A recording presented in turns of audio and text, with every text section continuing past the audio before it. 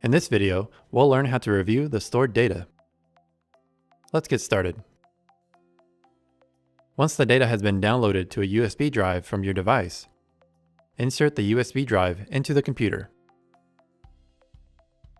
If you have a Windows computer, a dialog box will appear after inserting the USB drive. Click the Open Folder to View Files option and you'll see the file. If you have an Apple computer, a hard drive image will appear on your desktop after inserting the USB drive. Double-click on that image and you'll see your file inside. The file that contains your data will be a CSV file.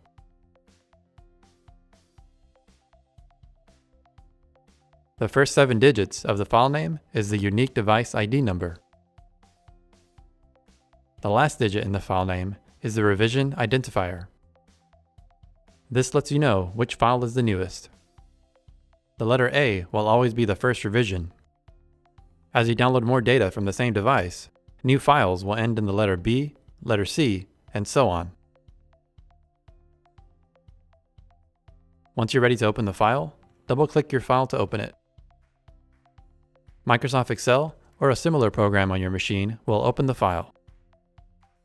Once the file is open, it will contain the unique device ID number, the most recent 30 alarm events, and the stored observations with date and time stamps. If some of the columns contain hashtags or pound symbols, simply resize the columns to show the data.